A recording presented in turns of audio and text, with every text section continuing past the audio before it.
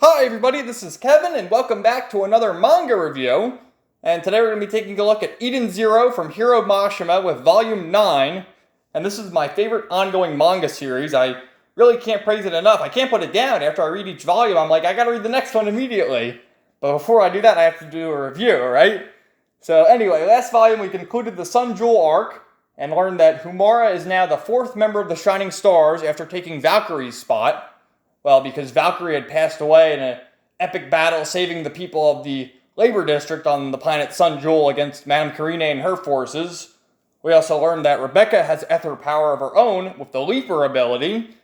Wise has a mech suit called Arsenal, which utilizes his ether ability. And then, of course, we had an epic battle between Shiki and Madame Karine and her Dragoon armor. So, great volume last time. A lot of great endings and a lot of new arcs beginning. So here we are in Volume 9. Don't shed a tear. So they're all back on the ship now. And, Rebecca's happy with her new ability.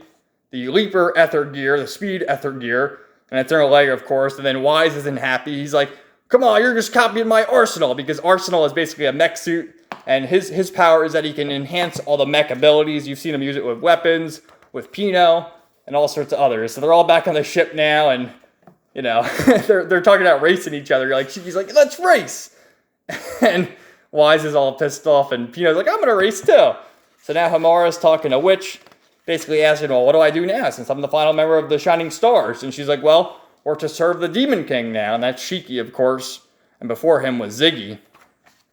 So they're all on the ship here, and this is the secret room of the Etherion, which controls the ether and keeps everything running, and Hamara's asking all these questions. He's like, oh, you're not ready for this yet. We'll get to that at a later point. So now Rebecca's got her sexy bath time with Happy, and that's actually how she awakened her power last time. By bathing in the pool here, it awakens your ether abilities. And Pino here is going to use the EMP powers to stop everything. And Hermit's like, no, don't do that. You're going to freeze the whole ship. What are you thinking? So what happens is Rebecca actually falls asleep here and has a nightmare. That's the name of this chapter here, Rebecca's Nightmare. And Shiki shows up, and instead of being his happy-go-lucky self, he's sort of, mean. He's like, Happy, what are you talking about? How's a dead cat going to help us? And she's completely shocked. So she wakes up, and Sister mentions that, she passed out in the pool or in the bath or whatever, and she had a nightmare. And she's like, no, it felt so real. How could it be a nightmare? And then this, I was just dying, because I've asked in the past, what the hell is Moscoi's problem? Because this dude, he's shown up in a bunch of the volumes so far, and he really doesn't do much. He just shows up and goes, Moscoi, Moscoi. And he has a button on his belly button, and he's threatened to push it a bunch of times. It says, don't push. And Sister's always next to him saying, don't push it. And here he is, tied up in the BDSM dungeon. There's whips and shit. What the hell? He's got a ball gag? What the hell is going on there? I don't know what the hell is going on. I mean, of all the characters to tie up, they tie up the big fat guy. It's a little weird, but he's going to play a role later, because if you're the afterwards, Mashima's already mentioned, oh yeah, wait for Moscoi's moment. He'll have his moment soon enough. So here's the team all set up. I mentioned this in the last volume too. Wise has a different hairdo now. I don't know if that's intentional or what, but you got that. And, they're being followed by this Draken Joe here, who's the big bad of the whole series, and he was following them in the last issue, or not the last issue, the last volume, but they set up a decoy ship for him to follow instead, but he's smartened up a little, and he's on to them. So Rebecca suits up, ready for action. Here's a great double-page spread of all the characters there. Really terrific.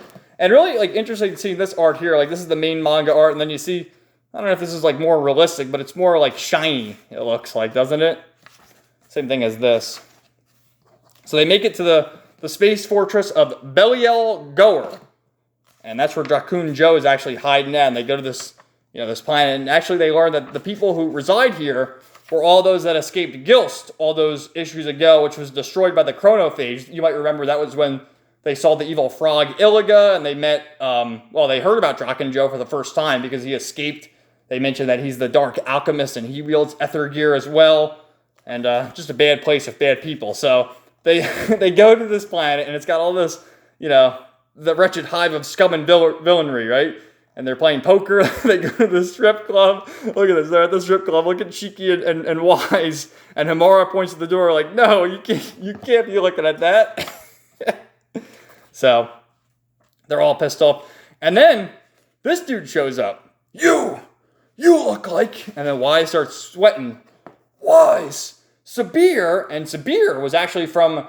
Was he from the second volume? He was really early in the series, where that's actually where they met Pino. He was an evil... This was on the planet way back when, where they got Wise from, because really there's two Wises. This is the Wise from 50 years ago, and then there's the old professor who fixed Happy. And Wise actually rescued Pino from this man many, many volumes ago. And you might remember where Pino was getting abused by him and had her leg taken off. And there's the flashback right here from, way back there. If you can't dance, I guess you don't need those legs. No, left leg damaged. So Pino's getting flashbacks here, crying. And this Sabir is actually more friendly. And he's like, I know saying sorry won't make it better, but let me do it anyway. That's all right. Apparently you're a different person after all. A lot has happened since then. So this is where he mentioned the fact that these are all the people from Gilst who have relocated since the chronophage attacked. And now Draken Joe actually appears on the big screen there. Did you think I wouldn't find you, you little rats of the Eden Zero? So he's on to them. He's sprung the trap. And actually the Eden Zero ship is being attacked. You see Hermit and Witch there getting attacked. And he sent his cronies in there. I forget their names. One of them, the woman was named Maria. Right there. And then you have the other guy was like Diego and something else. They're famous bounty hunters. So they're on the ship here ready to kill the crew, to kill Witch and all them. And, well, Rebecca and Hermit are there as well as Happy. So Draken Joe says, you're going to turn yourself in or the whole crew will be destroyed. So, like I said, they got the bounty hunters. And, of course, the woman Maria for her sex appeal showing up, her fan service. And trying to activate all the fail-safes they have, sending this guy in to wrap up his arm, but he rips it right off. And Witch is like, I'm going to have to transform, re-equip my battle dress to assault Witch. So she transforms, and this dude pulls out his gun, but it's nothing compared to her. And she's got all these powers ready to snap the gun back at him and, defend the ship at all costs. So it turns out Maria can use... some sort of like extending power there. And then Hermit mentions that Witch can wield magic. That's why her name is Witch. She's like the black mage of the party. So she has lightning powers and wind powers and is able to utilize them all. And she says, I am the steel sorceress. No one can stand before me. I will show you no mercy for harming those on my ship. And really quickly, she laid waste to the whole party there, all defeated. And what happens is the two men are androids. They explode, they self-destruct, and end themselves. And Draken Joe's like, oh, not bad. Well, it's time for me to send out Draken's Special Forces, the Element 4. And these four are actually the ones on the cover there. So there they all are. So the Element 4 is going down to the ground level to find Shiki and the gang. Shiki, Wise, and Humara, and Pino's down there as well. So it is 4 versus 4. And so you saw before with Sister how she had Moscoy tied up. Now she has Maria tied up. And just look at her evil smile there. Sister will question her in her BDSM dungeon. And then this Captain Connors is still on the ship. You might remember he helped them get to Sun Jewel faster. Instead of 4 days, he got them there in 1 day. So Draken Joe puts their faces up on the big screen and says, we gotta, all your debts will be clear if you arrest these guys. So Sabir actually, in a noble gesture, takes them to his hideaway and gets them out of harm's way. And then Wise has his technology to turn them into different avatars, similar to that of the digital world, and he opts back for his female avatars because he thinks that'll hide him, and turns Pino back into a human, and she's happy about that. And then Shiki turns into like the Fonz. And Hamara doesn't change anything. All he does to Hamara is give her a sexy outfit. And even still, she's like, oh, I'll get into a different sexy outfit. So, Pino keeps talking about, I'm a human, yay! And Shiki starts crying, I'm so happy for you. Like, he's so overdramatic, but that's what you love about him. So here's one of the first members of the Element 4. And he says, well, is it a he? I don't know. He kind of looks like he could go both ways, but they refer to him as a he. And he says, tears are weakness. And I will make you cry. I am the spirit of water, Laguna. So what happens with his power here is if you cry, he's able to turn you into water. And Pino starts crying and evaporates into water. And they're like, no, what the hell's going on? It's a puddle of water right there. So Wise is like, I'll take care of you. And Laguna gives Wise the stiletto stab. So that's why I questioned this guy's really a dude, because he's wearing heels and he's got like eyeliner on and I don't know what's up with those lips. But he steps on Wise's foot and it hurts like hell. So he starts crying and evaporates into water. And then you got Hamar with her Ether Blade ready for a duel. And just battling back and forth. And the two of them, he starts yawning and she yawns back. And tries all these different things to make her cry. But starts cutting an onion in front of her. And he has to cheat his way out and get rid of her. And, then Wise shows up again. That's all of them. Yeah, because Shiki was actually the first to go too, because he was crying in front of Pino, like the big baby he is. But Wise shows up again and is like, it was a hologram. See? I tricked you.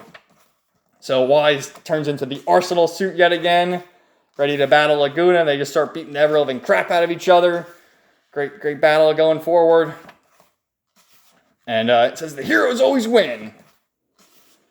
So, he's able to defeat this Laguna guy pretty quick and talks to Hermit, trying to get advice on what's going on because the Arsenal battery is running low again because I don't know what's going on. They learned in the last volume that Arsenal's battery didn't last very long running on Ether Gear, and Hermit's able to sort of enhance the robot from the computer system back on the Eden Zero, which she does, and just as he's able to free everyone from their water capsules, he gets shot in the back there. Holy crap, what's going on there? So they're all returned to normal, but just as he did that, turns out that one of the other guys here, this dude, is a sniper up in one of the towers far away from the city.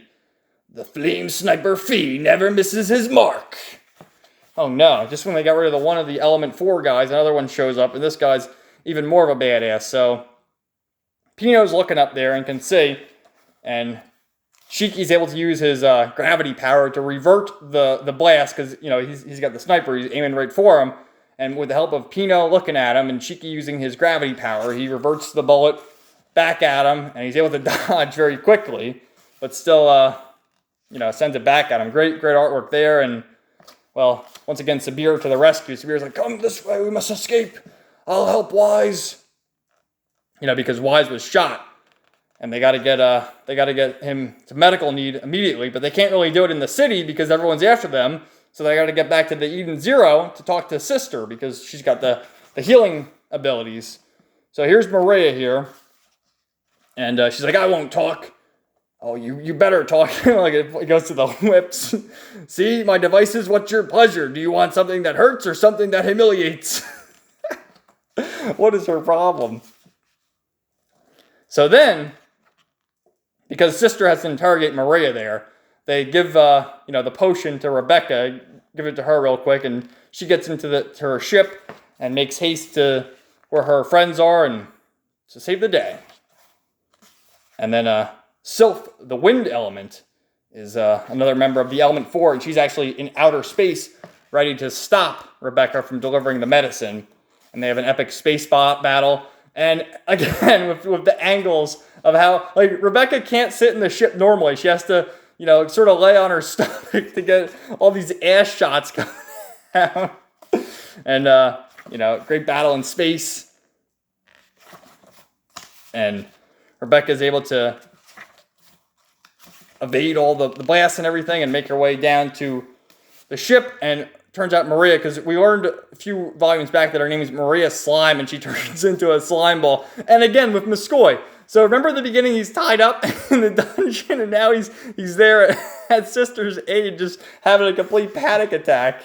And yeah, she's a little slime ball, and, that's it. So Sabir's here trying to make sure Wise is okay before the medicine gets there.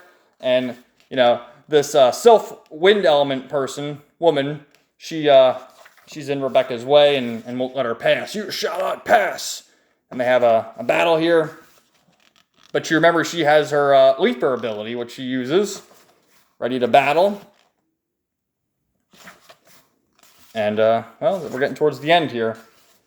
So then, Maria is spilling the beans to Sister here, mentioning how Master Noah was colluding with Draken Joe. He was the headmaster of Blue Garden and all the guilds there, and he sort of betrayed Rebecca and everybody. So she spills the beans on that. And, you know, they're having their battle once again, and then it turns out, look at this. Jin appears, and Jin, he was all the way back in Volume 4, and I had mentioned the fact that he's sort of going to be the anti-hero who keeps returning, and he's there to protect Sylph here, who he refers to as Clean. And we had mentioned way back when he was working with Sister under control of the bad guys of Draken Joe, that, you know, he was just working for them until he can protect his sister, and there he is protecting her yet again, and she mentions that, you know, that's her brother. So that's the cliffhanger right there. And so what happened to, I sort of skipped over that, but Sylph has imprisoned Rebecca in this dream-like trance, and there's Draken Joe. Well, I have a little chat. Oh no, Draken Joe, he's sitting there with a duck in the bathtub. What the hell? So to be continued. So a lot of great stuff happening here. Like I said, I really enjoy this series. A lot of stuff going on. A lot of great action. I love all the characters, how everyone's drawn, all the battles and stuff. Really great stuff. I can't wait to see what happens next with the Draken Joe storyline. And in the afterword here, let's see.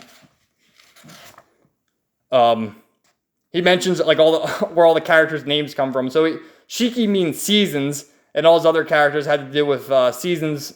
You know, Natsu, whatever that season stands for, and for his other characters, the names too, like Rebecca. Shiki's always going out with our friends, so I thought Rebecca the rock band. The famous song is Friends. Wise means wise. Pino, how can I make EMP sound cute? Sister Ivory, I just like the sound of it. Valkyrie, you and I wanted a darker skinned character with a classical Japanese name. And what's this? Moscow has his mysterious catchphrase, Moskoy. And the name came from that. Yeah, like that's all he did. He goes Moskoy, Moskoy. And Elsie, and she sort of looks like Urza, from Fairy Tale. So sort of a play on those names. But yeah, great book. Can't recommend this series enough. Terrific artwork, great story, and a lot of great action, fan service, all good stuff. So I definitely recommend it. And stay tuned for my review of Volume 10 coming very soon. So thanks for watching, everybody. Have a great day, and stay tuned for more.